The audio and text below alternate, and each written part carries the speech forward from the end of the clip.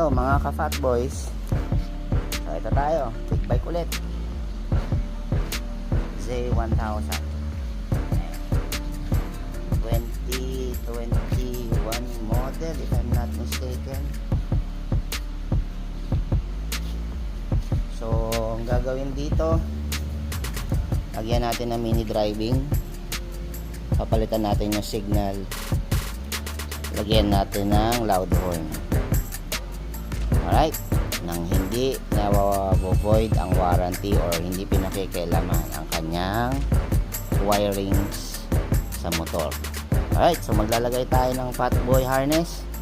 Siguro dalawa lang yan, Fatboy harness 2 or Fatboy harness 3.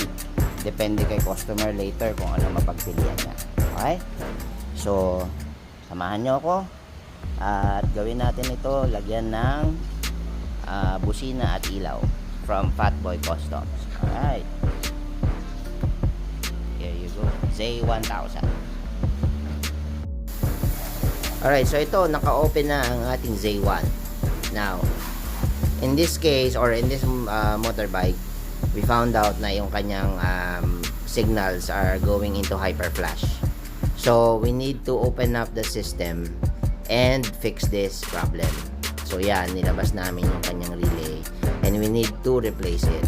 Okay, ma-modify natin yan to be able to have it on a standard flash, yung mabagal lang. And yun, so here we have fixed the problem. Pinalitan namin ng winker relay and at the same time yung kanyang winker sa harap inayos din na rin namin. So if you can see, it's now on a standard flash. Alright, so there you go. If you have problems with your electrical, just visit us, Fatboy Customs, Quezon City branch.